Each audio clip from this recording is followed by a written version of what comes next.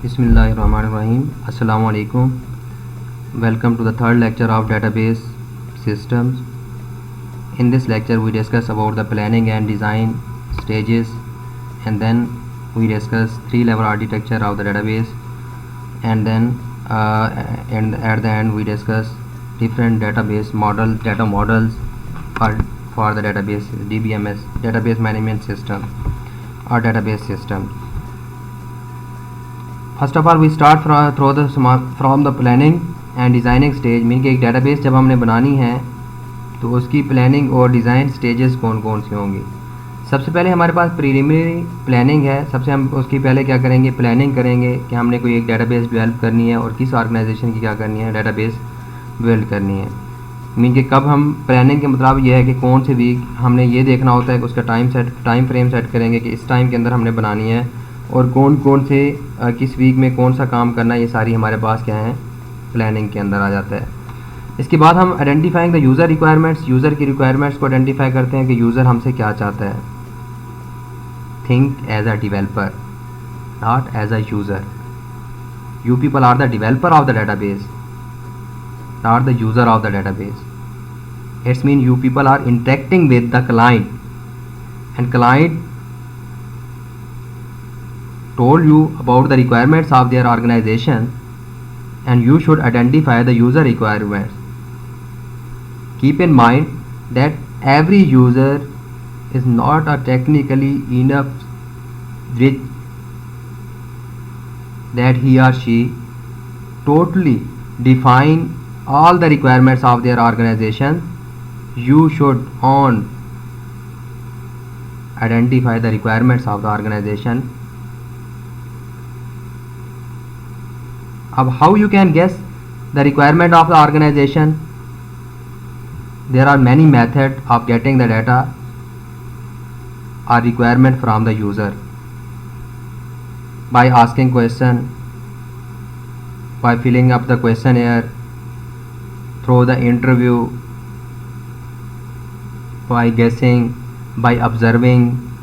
You can get the data of any organization. मेरे प्यारे बच्चे, identifying the user requirements is an important phase.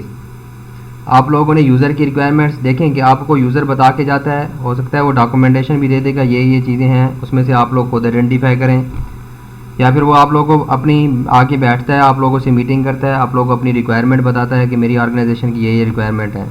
तो sometime वो काफ़ी सारी चीज़ें स्किप कर जाता है। जब आप लोग डेवलप कर लेते हो बाद में कहता है कि ओहो ये तो मेरी ये चीज़ें भी, ये भी रिक्वायरमेंट थी, ये भी रिक्वायरमेंट थी। दैन उस वक्त हम बहुत ज़्यादा टेंस होते हैं, हाइपर होते हैं कि हमने ये डेटाबेस डेवलप कर रही है और अभी रिक्वायरमेंट्स अब हमें पता चल रही हैं। तो उससे बेहतर नहीं है कि हम उसके रिक्वायरमेंट्स के ऊपर पहले से ही वर्क कर लें। ठीक है, तो आप लोगों ने यूज़र की रिक्वायरमेंट्स को क्या करना है, आइडेंटिफाई करना है कि यूज़र की क्या क्या रिक्वायरमेंट है। Developing and maintaining the data dictionary, फिर डाटा डिक्शनरी को डेवलप करना है, मेंटेन करना है कि हमारी डाटा डिक्शनरी कहाँ पे होगी, कैसे स्टोर होगी। इसी तरह डिज़ाइनिंग द कंसेप्चुअल मॉडल, हमने कंसेप्चुअल मॉडल क्या करना है, बनाना है। जो यूज़र से रिक्वायरमेंट ली है तो हम उसको पेज के ऊपर अब अपने मीन के कोई ना कोई हम डायग्राम का टूल यूज़ करते हुए हम उसके अंदर क्या बना देंगे, डायग्राम से रिप्रेजेंट कर देंगे, जो कि मैं अभी आप लोगों को आगे बताना अभी तो नहीं, नेक्स्ट अपकमिंग लेक्चर्स के अंदर बनाना सिखाऊँगा कि हमने ये कैसे बनाने हैं, कंसेप्चुअल मॉडल कैसे बनाना है। उसके बाद हमने DBMS चूज़ करेंगे, डेटाबेस मैनेजमेंट सिस्टम कौन सा हम यूज़ कर रहे हैं। फॉर एग्जांपल SQL है, ठीक है, SQL। इसी तरह हमारे पास SQL MongoDB है, इसी तरह SQL Lite है, और भी हमारे पास क्या है, काफ़ी सारे DBMS है, Oracle है, कि कौन सा हम DBMS यूज़ करेंगे। डेवलपिंग द लॉजिकल मॉडल, उसके बाद हम लॉजिकल मॉडल उसका DBMS को यूज़ करते हुए उसी DBMS के थ्रू हम क्या करेंगे, अपना लॉजिकल मॉडल बिल्ड करेंगे। जैसे हम शुरू में जो हम अपनी पहली एग्जांपल देखेंगे वो हमारे पास एक्सेस के ऊपर देखेंगे, माइक्रोसॉफ्ट एक्सेस। देन हम मूव करेंगे किसकी तरफ, SQL सर्वर की तरफ। इंशाल्लाह SQL सर्वर इंस्टॉल करेंगे और उसके ऊपर हम डेटाबेस बिल्ड करेंगे। और फिर हम Oracle का कंसेप्ट भी देखेंगे, Oracle। लेकिन मेरी कोशिश यही होती है कि जब हम ये DBMS डेटाबेस सिस्टम पढ़ लें तो आगे DBA का हमारे पास डेटाबेस एडमिनिस्ट्रेशन एंड मैनेजमेंट का कोर्स जो आता है तो उसके अंदर हम Oracle करते हैं। चूजिंग DBMS के बाद डेवलपिंग द लॉजिकल मॉडल, उसका लॉजिकल मॉडल हमने उस DBMS के ऊपर बिल्ड करना है। Developing the physical model, then हम फिजिकल मॉडल डेवलप करेंगे। अब development phase creating and loading the database create करना और उसको लोड करना, मीन कि उसके अंदर डाटा फीड करना। डेवलपिंग यूज़र व्यू, जब हम उसके अब मैनेजमेंट जो हमारे पास क्या है, डेटाबेस एडमिनिस्ट्रेटर व्यू आ रहे हैं कि हमारे पास एडमिनिस्ट्रेशन कैसे करनी है डेटाबेस की। अब यूज़र के व्यू क्रिएट करते हैं कि कौन से यूज़र के लिए हम अलहदा से व्यू बना देते हैं कि कौन से यूज़र को कितना डाटा नज़र आना चाहिए, हर एक के लिए अलहदा व्यू होता है। जैसे मैं आप लोगों को एग्जांपल देता जाऊं कि व्यू का क्या एग्जांपल कैसे है कि हम इस तरह कहते हैं, मैं एक यूनिवर्सिटी की डेटाबेस बनाता हूं। मैं कहता हूं जब इसके एक टीचर किसी स्टूडेंट का डाटा देखना चाहे तो उस स्टूडेंट के डाटा में टीचर को क्या क्या नज़र आना चाहिए, उसका नेम नज़र आना चाहिए, फादर नेम नज़र आना चाहिए, उसका एड्रेस भी नज़र आना चाहिए, फ़ोन नंबर भी नज़र आना चाहिए। लेकिन मैं कहता हूँ जब स्टूडेंट उस डेटाबेस से इंटरेक्ट करे, स्टूडेंट अगर कोई अपनी इन्फॉर्मेशन देखना चाहे तो उसको फ़ोन नंबर नज़र ना आए, या एक स्टूडेंट किसी दूसरे स्टूडेंट की इन्फॉर्मेशन देखना चाहता है तो उसको वो फ़ोन नंबर ना आए, मैंने वो हाइड करना है। अब मैं हाइड क्या, उसके लिए अलग-अलग डाटाबेस तो नहीं बनाऊंगा, अलग-अलग टेबल तो नहीं बनाऊंगा, ठीक है। मेरे डेटाबेस के अंदर मेरा फ़ोन नंबर तो स्टोर है, बाकी सारी चीज़ें स्टोर है, लेकिन मैं उसको जो उसके ऊपर व्यू बनाऊंगा कि उसको जब वो एक्सेस करे तो उसको ये वाला कॉलम स्किप कर दे। कैसे स्किप करेगा वो हम खुद जब बनाएंगे तो आप लोग को आइडिया हो जाएगा। जब हम सेलेक्ट कराते हैं तो उसके व्यू में मैं क्या सेलेक्ट करा लूँगा, सिर्फ बाकी चीज़ें सेलेक्ट करा लूँगा, रोल नंबर जो उसका फ़ोन नंबर होगा वो सेलेक्ट नहीं कराऊँगा, स्किप करा दूँगा, ठीक है। तो हमारे पास एक यूज़र के लिए अलहदा व्यू है, उसको कुछ और चीज़ नज़र आ रही है, दूसरे के लिए क्या है, अलहदा व्यू है। हमने सिर्फ उसको वही डाटा दिखाना है जो उसके रेलिवेंट है, ठीक है।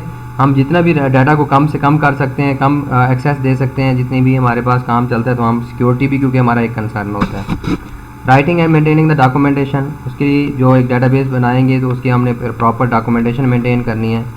Developing and enforcing the data standards, कि हमने उसके ऊपर रूल्स लगाने हैं, डाटा के जो स्टैंडर्ड्स हैं, इंटेग्रिटी रूल्स लगाने हैं, रूल्स इंप्लीमेंट करने हैं। फॉर एग्जांपल मैं एक रूल्स इंप्लीमेंट करता हूँ कि अगर हमने किसी को एक प्राइमरी की बनाया है, प्राइमरी की जब हम उसको बनाएंगे तो उसके ऊपर कुछ ऑटोमेटिकली रूल्स इंप्लीमेंट हो जाते हैं, या फिर मैं किसी एक डाटा का क्या कर रहा हूँ, डाटाबेस इंटर कर रहा हूँ। जैसे मैं कहता हूँ कि कोई अगर आईडी कार्ड नंबर इंटर करता है तो आईडी कार्ड नंबर इंटर करे तो वो यूनिक होना चाहिए, मीन कि अगर पहले किसी का एक का इंटर हो चुका है तो दोबारा वो इंटर नहीं हो सकता, तो यूनिक का मैं उसके ऊपर कंस्ट्रेंट लगाऊंगा। ये डाटा हमारे पास क्या है, enforcing the data standard, data को स्टैंडर्ड को इम्प्रूव करने के लिए हम इंटेग्रिटी रूल्स लगाते हैं। इस तरह developing and enforcing the application program standard, ठीक है। एप्लीकेशन जो प्रोग्राम हम बना रहे हैं उसके स्टैंडर्ड को इम्प्रूव करने के लिए डेवलप करते हैं, इन्फोर्स करते हैं, कोई ना कोई रूल्स लगाते हैं। डेवलपिंग द ऑपरेटिंग प्रोसीजर, कि हमारे जो डाटाबेस है, ठीक है, वो कैसे ऑपरेट करेगी, किस तरह काम करेगी, उसके हम वो प्रोसीजर बनाते हैं। डूइंग यूज़र ट्रेनिंग, फिर उसके बाद हम जब बना लेते हैं सारी चीज़ें इंप्लीमेंट कर लेते हैं, यूज़र की ट्रेनिंग कराते हैं कि आपने सिस्टम से कैसे कैसे इंटरेक्ट करना है, हमारे डाटाबेस से किस तरह इंटरेक्ट करना है। डेटाबेस मैनेजमेंट फेज़, कि डेटाबेस को हमने मैनेज कैसे करना है, मॉनिटर द परफॉर्मेंस, उसकी परफॉर्मेंस को मॉनिटर करते रहना है, देखना है कि हमारी परफॉर्मेंस कहीं डिग्रेड तो नहीं हो रही। ट्यूनिंग है, रिकॉग्नाइजिंग, ठीक है, हमने उसको ट्यून करते रहना है। और जैसे आप लोग अपनी गाड़ियों की ट्यूनिंग कराते हैं तो उसको क्या करते हैं ताकि वो सही तरह काम करें, सही तरह चल सकें, इसी तरह हमारे पास डाटाबेस की भी ट्यूनिंग करते रहते हैं कि वो सही तरह वर्क करती रहे, उसकी परफॉर्मेंस को रीऑर्गेनाइज, अगर कोई उसके अंदर इशू है तो उसको रीऑर्गेनाइज करना है। Keeping the current on database, mean के डाटा इंप्रूवमेंट्स के डाटाबेस के अंदर हमारे पास अगर कोई नई चीज़ आ रही है, नई वैल्यू स्टोर करनी है, नए डाटा की स्टोर करने की ज़रूरत है, तो उसको भी हमने क्या करना है, उसके अंदर चेंजिंग करनी है, इंप्रूव करना है डाटाबेस को। Keeping the current on database improvements.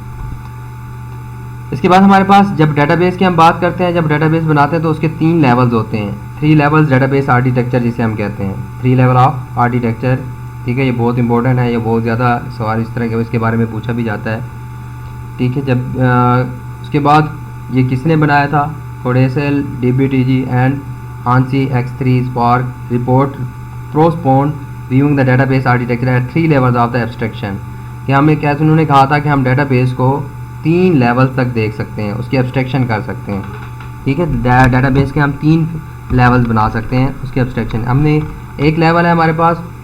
3 levels कौन से थे, एक्सटर्नल लेवल जिसके अंदर हमारे पास व्यूज़ आ जाते हैं, यूज़र व्यूज़, कि यूज़र को हमें जो चीज़ नज़र आएगी वो कहाँ पे हमारा एक्सटर्नल लेवल है, ठीक है। एक्सटर्नल लेवल के अंदर हमारे पास क्या होते हैं, यूज़र व्यूज़ होते हैं। लॉजिकल लेवल के अंदर मैंने अभी हमने पीछे जैसे लॉजिकल डिज़ाइन पढ़ा है, तो हम उसकी क्या करते हैं, जो अपने डाटा को जो रूल्स हैं वो हमारे पास वो बनाते हैं, रैशनल बनाते हैं, उसके लिए उसको बताते हैं कि भाई ये चीज़ें होंगी, ये यानी हमारे एट्रीब्यूट्स होंगे, उसकी डाटा टाइप्स कौन सी होंगी, हमारा लॉजिकल लेवल के ऊपर होती हैं। और इंटरनल लेवल जो इंटरनल स्कीम है हमारे पास डाटा स्ट्रक्चर हो गया, या फिर हमारे पास फिजिकल जो हमारे कंप्यूटर सिस्टम्स हैं, ठीक है, वो हमारे किसके ऊपर आ जाते हैं, इंटरनल लेवल्स के ऊपर आते हैं। मीन के जैसे हमारे पास ये 3 लेवल्स हैं, अब हमारी जो डाटाबेस स्टोर होती है वो कहाँ पे होती है, इंटरनल लेवल्स के ऊपर होती है। और लॉजिकल लेवल के ऊपर हमारे पास वो रूल्स होते हैं जो हमारे डाटा डिक्शनरी के अंदर हमारे पास स्टोर होते हैं, ठीक है। हमारे एक्सटर्नल लेवल्स के ऊपर वो व्यूज़ हमने दिखाने होते हैं जो यूज़र को डाटा जो दिखा रहे होते हैं। Each with a written description called a schema, हर एक को क्या कहते हैं, अगर हम इन्हीं को एक्सटर्नल लेवल की जब हम डिस्क्रिप्शन लिख रहे हैं तो एक्सटर्नल स्कीमा कहलाता है, लॉजिकल लेवल को हम लिख रहे हैं उसकी डिस्क्रिप्शन लिख रहे हैं तो हमारे पास लॉजिकल स्कीमा कहलाता है, इंटरनल लेवल की डिस्क्रिप्शन लिख रहे हैं तो वो इंटरनल स्कीमा कहलाता है।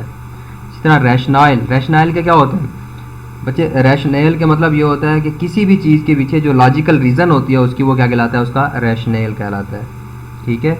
Rational for separation of the external and internal level, mean के हम ये देख रहे हैं कि एक्सटर्नल लेवल को इंटरनल लेवल्स को जो एक दूसरे के सेपरेट रख रहे हैं, हम अलग की बात इसको डिस्कस कर रहे हैं, इसकी रीज़न क्या है, ठीक है। इसकी रीज़न ये है कि different user need different views of the same data same है, ठीक है। हमारे पास हम एक्सटर्नल लेवल इंटरनल लेवल्स को जो चेंज कर रहे हैं, इंटरनल लेवल और एक्सटर्नल लेवल को, कि इसका मतलब यह है कि हमारे पास डाटा सेम है लेकिन different user need different views of the same data. मैं आप लोगों को पहले समझा चुका हूँ कि जैसे हमारे पास स्टूडेंट है तो स्टूडेंट के लिए हमारे पास कुछ डाटा चाहिए, लेकिन हमारे जो एडमिनिस्ट्रेटर है, या अगर हम बात करते हैं फैकल्टी की बात करते हैं, उसने अगर स्टूडेंट का डाटा देखना है तो उसको कुछ और इन्फॉर्मेशन चाहिए, ठीक है। यूज़र डाटा नीड्स में चेंज ओवर टाइम, इस तरह यूज़र की जो डाटा की नीड्स हैं वो वक्त के साथ साथ हो सकती है, चेंज होती जाएँ।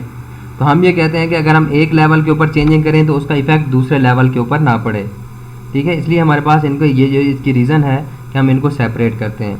Hide the complexity of database storage structure, के डाटाबेस स्टोरेज स्ट्रक्चर डाटाबेस किस तरह स्टोर है, ठीक है, उसको हम हाइड करने के लिए भी इनको एक्सटर्नल और इंटरनल को क्या करते हैं, चेंज करते हैं। जो यूज़र होते हैं हमारे एंड यूज़र होते हैं उसका किससे कंसर्न होता है, एक्सटर्नल लेवल से सिर्फ, तो उसको नहीं पता कि डाटाबेस किस तरह स्टोर है, कैसे बनी है, कौन सी हमारे पास फाइल सिस्टम यूज़ हो रहे हैं, क्या चीज़ें यूज़ हो रही हैं। कैन चेंज लॉजिकल स्ट्रक्चर, जैसे मैंने आपको बताया कि एक अगर हम चेंज उसके अंदर चेंजिंग करें तो दूसरे के ऊपर इफेक्ट ना पड़े। Can change the logical structure without affecting all user, कि अगर हम लॉजिकल स्ट्रक्चर उसके अंदर चेंज कर रहे हैं ठीक है तो उसका यूज़र के व्यू के ऊपर कोई फ़र्क ना पड़े, यूज़र को वैसे चीज़ें नज़र आ रही हों।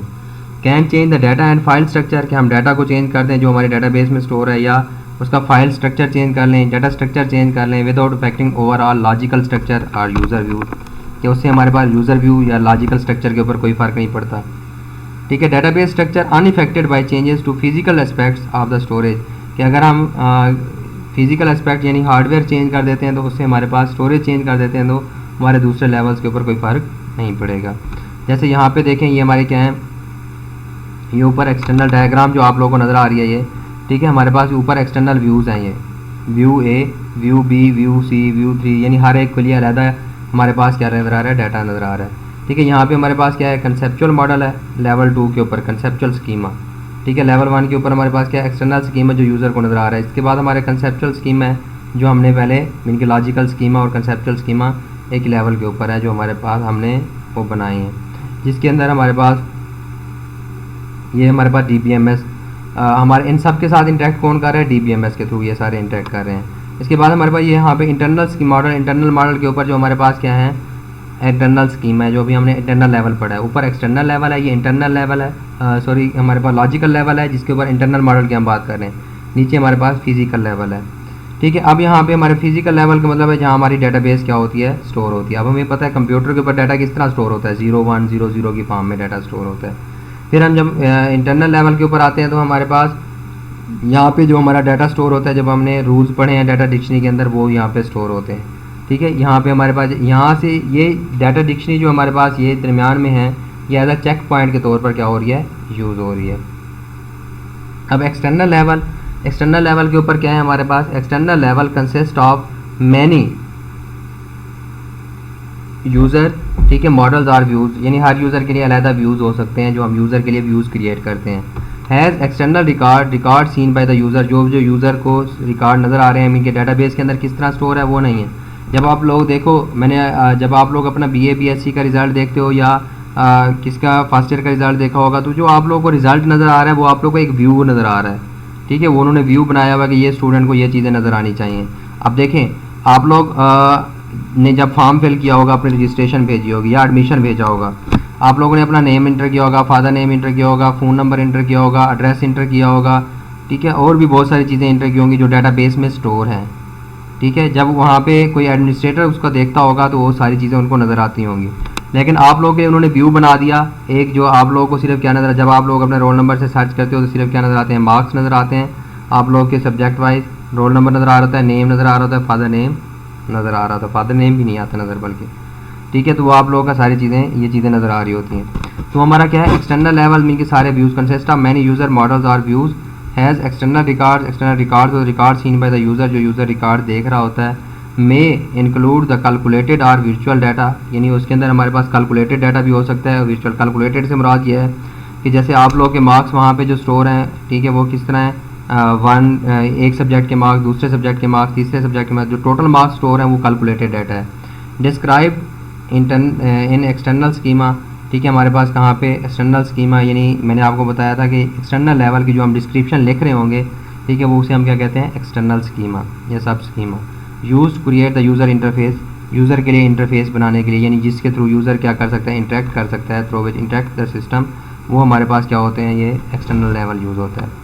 Logical level entire enforcement structure of the database, ठीक है, इसके अंदर सारी जितने भी हमने लॉजिकल लेवल के अंदर सारी चीज़ें होती है जो एक्चुअल में हमने डिफाइन की होती हैं। Community view as seen by the DBA, इसे कौन से देख सकता है, डाटाबेस एडमिनिस्ट्रेटर, ये इस व्यू को देख सकता है। कलेक्शन ऑफ लॉजिकल रिकॉर्ड्स, सारे रिकॉर्ड्स वहाँ पे मौजूद हैं। All entities, attribute, relationship, represented includes all record types, data item types, जो मैंने आप लोगों को पहले पीछे बताया कि डाटा डिक्शनरी के अंदर ये सारी इन्फॉर्मेशन होती है। तो हमारे लॉजिकल लेवल के ऊपर समझ लें कि डाटा डिक्शनरी होती है। Constraint, semantic information, security and integrity information, relatively constant over the time, described in the logical schema, कहाँ पे होती है हमारे पास, लॉजिकल स्कीमा के अंदर होते हैं ये सारे। मैंने आपको बताया कि जिसकी जो डिस्क्रिप्शन, अगर लॉजिकल लेवल की डिस्क्रिप्शन लिख रहे हैं तो उसे हम क्या कहते हैं, logical schema. Use to create the logical record interface, basically logical record interface create करने के लिए ये यूज़ होता है, ठीक है। ये हमारे पास यूज़र को, जो एंड यूज़र होता है उसके लिए ये लॉजिकल लेवल नहीं होता। अब देखें मेरे बच्चे, external to logical level mean के जब हम क्या करते हैं, डाटाबेस के अंदर हमारा डाटा स्टोर है 0-1 की फॉर्म में, जब वो तो हमें नज़र नहीं आ सकता ना, तो हमारे रूल्स के मुताबिक वो मैच होता है हमारे किसके, इंटरनल लेवल मैप होता है लॉजिकल लेवल से। लॉजिकल लेवल की डेफिनेशन के मुताबिक हमारे पास जो व्यूज़ हमने बनाए होते हैं वो हमें नज़र आता है एक्सटर्नल लेवल के ऊपर, तो इनकी मैपिंग होती है लॉजिकल टू एक्सटर्नल टू, ठीक है, हमारे पास internal level. Physical implementation level include the data structure, के कौन से डाटा स्ट्रक्चर हम यूज़ कर रहे हैं। फाइल ऑर्गेनाइजेशन सिस्टम कौन सा use by the DBMS, database management system, file organization का कौन सा सिस्टम यूज़ कर रहा है। जैसे आप लोग पढ़ते हो FAT32 या ये जो विंडोज़ कभी इंस्टॉल की हो तो ये फाइल के सिस्टम्स होते हैं। Depend on what DBMS is use, कि ये किसके ऊपर डिपेंड करता है, डेटाबेस मैनेजमेंट सिस्टम कौन सा यूज़ कर रहे हैं। Describe in internal schema, internal schema के अंदर इसकी डेफिनेशन होती है, use to create store record interface with operating system, ये किसके साथ इंटरेक्ट कर रहा होता है, ऑपरेटिंग सिस्टम के ऊपर, इंटरनल लेवल के ऊपर store. Operating system create physical file and physical record interface below DB, database नीचे हमारे पास कहाँ पे स्टोर होता है, ये कौन इंटरेक्ट करता है, डाटा ऑपरेटिंग सिस्टम जो हमारे पास इनको मैनेज कर रहा होता है। अब डाटा इंडिपेंडेंस क्या होती है, इन चीज़ों को आप लोगों ने मेरे बच्चे गौर से सुनना है, ये बहुत अच्छे ये कंसेप्ट हैं। आप लोग के एग्जाम्स के अंदर कभी आप लोग पब्लिक सर्विस मिशन का इम्तिहान दोगे तो ये सारी चीज़ें वहाँ पे यूज़ होती हैं, एग्जाम में आई होती हैं। डाटा इंडिपेंडेंस क्या है, लॉजिकल डाटा इंडिपेंडेंस, इसका मतलब यह है कि जब हम क्या करते हैं, immunity of the external model, external के अंदर कोई चेंजिंग लेके आ रहे हैं to change in the logical model, ठीक है, कि अगर हम क्या कर रहे हैं, लॉजिकल मॉडल के अंदर कोई चेंज कर रहे हैं तो एक्सटर्नल मॉडल के अंदर कोई फ़र्क ना पड़े। Occurs at the user interface level, ठीक है, ये क्या है हमारे पास चेंजिंग मीन कि अगर कहाँ पे कर रहे हैं, लॉजिकल मॉडल के अंदर कोई चेंजिंग आ रही है तो हमारे किसके ऊपर, एक्सटर्नल लेवल के ऊपर उसका कोई फ़र्क नहीं पड़ता। इसे हम क्या कहते हैं, data independence, logical data independence. इस तरह physical data independence, immunity of the logical model to change in the internal model, it's mean कि इंटरनल मॉडल को अगर हम इंटरनल मॉडल के अंदर कोई चेंजिंग कर रहे हैं तो उससे जो डाटाबेस जो लॉजिकल मॉडल है उसको हमने बचाना है, तो उसके कोई फ़र्क नहीं पड़ना चाहिए, तो इसे हम क्या कहते हैं, physical data independence. Occurs at the logical interface level. Data models कि हमारे पास जब हम डाटाबेस बनाते हैं तो हमने हमारे डिफरेंट डाटा मॉडल्स यूज़ होते हैं। Collection of tools for describing the structure of the database, database के स्ट्रक्चर को डिफाइन करने के लिए हमारे पास काफ़ी सारे टूल्स होते हैं। ठीक है। Often include the type of diagram and specialize vocabulary, कि डायग्राम्स का हम कौन सी यूज़ हो रही हैं, ठीक है, और उसकी विकेबलरी कौन सी है। Description of the data, data को किस तरह डिस्क्राइब करना है। Relationship in the data, data के अंदर आपस में किस तरह के रिलेशनशिप हैं। Constraints on the data, data के ऊपर किस तरह के रूल्स हैं। मैं अभी आप लोगों को ये सारी चीज़ें पढ़ लें, फिर इसका कंसेप्ट रिवाइज कराता हूँ। सम डाटा मीनिंग, ये डाटा के कौन से मीनिंग है। Most permanent part in the database architecture correspond to conceptual level or logical level. Intention or scheme of the database may change with the scheme evaluation. ये data models होते हैं कि हमारे डाटा का जो स्टोर करने के डिफरेंट स्ट्रक्चर्स हैं, कि हमारा डाटा किस तरह स्टोर होगा। ठीक है, जैसे अभी हम आगे मॉडल पढ़ेंगे तो आप लोगों को क्या हो जाएगा, क्लियर हो जाएगा कि हमारे पास उनके लेवल्स हैं, डाटा कहाँ का किस तरह स्टोर है, किस तरह हम डाटा से इंटरेक्ट कर सकते हैं, किस तरह हम उनके आपस में रिलेशन, किस किस का रिलेशनशिप है, किसका रिलेशनशिप नहीं है। जैसे यहाँ पे एंटिटी रिलेशनशिप मॉडल है ERM। A semantic model captures meaning, ठीक है। Conceptual level model propose by PP Chen in 1970। Entities क्या होती हैं, real world objects about which we collect the data, जिसके बारे में हम डाटा क्या कर रहे हैं, स्टोर कर रहे हैं, वो हमारे पास क्या है, एंटिटीज़ हैं। एट्रीब्यूट्स क्या हैं, डिस्क्राइब द एंटिटीज़, उन एंटिटीज़ को डिस्क्राइब करने के लिए जो हमारे पास एट्रीब्यूट्स यूज़ करते हैं। फॉर एग्जांपल स्टूडेंट एक एंटिटी है, उसके एट्रीब्यूट्स क्या हैं, नेम, फादर नेम, एड्रेस, उसके एट्रीब्यूट्स हैं। रिलेशनशिप क्या है, उनकी आपस में एसोसिएशन और association among the entities, entities के दरमियान जो एसोसिएशन होगी हमारे क्या कहलाते हैं, रिलेशनशिप। तो इस मॉडल में एंटिटी रिलेशनशिप मॉडल जो हमारे पास है उसके अंदर हम एंटिटीज़ को देखते हैं और उनके आपस में रिलेशनशिप को देखते हैं। एंटिटी सेट क्या है, set of entities of the same type. जैसे ये स्टूडेंट है, स्टूडेंट काफ़ी सारे स्टूडेंट मिलकर क्या बनाते हैं, एक एंटिटी सेट बनाएंगे। Relationship set, set of relationship of the same type, same type के अगर रिलेशनशिप होंगे। रिलेशनशिप सेट में हैव, ठीक है, descriptive attribute represented by ER diagram. तो हम उसको ER डायग्राम से रिप्रेजेंट करते हैं। कैसे रिप्रेजेंट करते हैं वो हम आगे जाके अगले लेक्चर के अंदर देखेंगे इंशाल्लाह। इसके बाद relational model, record based model, logical model है, propose by EF Codd based on the mathematical relation. ठीक है, जैसे आप मैथमेटिकली रिलेशनशिप पढ़े होंगे, मैं आप लोगों को नेक्स्ट अगले लेक्चर के अंदर ये सारी इसकी डिस्क्रिप्शन निकाल के, रिलेशन निकाल के मैथमेटिकली वो आप लोगों को दिखाऊंगा कि कैसे उसके ऊपर वो कर रहा है, बेस कर रहा है। Columns of the table represent the attributes. एक टेबल जब हम बनाते हैं उसके जो कॉलम्स होते हैं वो किसको रिप्रेजेंट करते हैं, एट्रीब्यूट्स को। Table represent the relationship as well as entity. Table जो हमारा एक बनाते हैं, मैंने आपको पीछे बताता आ रहा हूँ, एक एंटिटी के लिए एक टेबल बनाते हैं, तो वो टेबल किसको रिप्रेजेंट कर रहा होता है, एक एंटिटी को रिप्रेजेंट कर रहा होता है। इसी तरह successor to the earlier record based model, ठीक है, जितने भी पुराने रिकॉर्ड बेस्ड मॉडल थे, नेटवर्क मॉडल हो गया, हायरार्किकल मॉडल हो गया, उसका ये सक्सेसर है, मीन कि उसके बाद में आया है और ये अभी तक ये यूज़ हो रहा है रिलेशनल मॉडल। ठीक है, आल्सो हमारे पास क्या है, ऑब्जेक्ट ओरिएंटेड मॉडल आ चुका है। ऑब्जेक्ट ओरिएंटेड मॉडल और रिलेशनल मॉडल एक दूसरे के साथ कंबाइन होकर यूज़ होते हैं। Object oriented model similar to the ER but include the encapsulation, inheritance. Objects है बोथ स्टेट एंड बिहेवियर। ये आप लोग ऑब्जेक्ट ओरिएंटेड में जो चीज़ें पढ़ चुके हो, यहाँ पे हमें वही फैसिलिटीज़ मिलती हैं। State is defined by the attributes, behaviour is defined by the method, कि उसके बिहेवियर, किसी भी चीज़ के स्टेट होते हैं, बिहेवियर होते हैं। ठीक है, तो हम बिहेवियर को किससे डिफाइन करते हैं, मेथड्स को, मीन के फंक्शन और प्रोसीजर, जो फंक्शनैलिटी परफॉर्म करनी है। Designer define the class with the attributes, methods and relationship, mean के हम ऑब्जेक्ट ओरिएंटेड मॉडल यूज़ करते हैं डेटाबेस को क्या करने के लिए, बिल्ड करने के लिए। Class constructor method create the object instances, each object has a unique object ID। हर एक ऑब्जेक्ट की अलग यूनिक ऑब्जेक्ट ID होती है। ठीक है, जैसे हमारे पास एक स्टूडेंट है तो हर स्टूडेंट की क्या, स्टूडेंट का एक टेबल बना रहे हैं। अगर वहाँ पे आप टेबल नहीं बनाएंगे, जब ऑब्जेक्ट ओरिएंटेड मॉडल होगा तो उसकी क्लास बनाएंगे। ठीक है, फिर उन क्लासेस के आगे ऑब्जेक्ट बनाएंगे, तो हर ऑब्जेक्ट का अलग नाम होता है। आप लोग पढ़ चुके हैं ऑब्जेक्ट ओरिएंटेड प्रोग्रामिंग। तो डेटाबेस ऑब्जेक्ट है, ठीक है, persistence, both conceptual level and logical level model है। अब यहाँ पे मैंने आप लोगों को पहले बताया कि जो हमारा रिलेशनल मॉडल है और ऑब्जेक्ट ओरिएंटेड मॉडल है, अब दोनों को इनको कंबाइन करके ज़्यादातर यूज़ हो रहा है। Object relational model adds new complex data types to the relational model. ठीक है, जो भी आप लोग ऑब्जेक्ट रिलेशनल मॉडल यानी दोनों का combination, add new complex data types to the relational model. Relational model के साथ हमने एक न्यू डाटा टाइप्स ऐड कर दी, जिसे हम क्या कहते हैं, object relational model. Add objects with the attributes and method. Add inheritance, इसके अंदर इनहेरिटेंस को ऐड कर दिया, जैसे SQL extended to handle the objects in SQL 1999। तो जब हम आगे देखेंगे तो हमारे पास क्या है, डिफरेंट उसके अंदर क्या हो गई हैं, नई डाटा टाइप्स हमने ऐड करा दी हैं।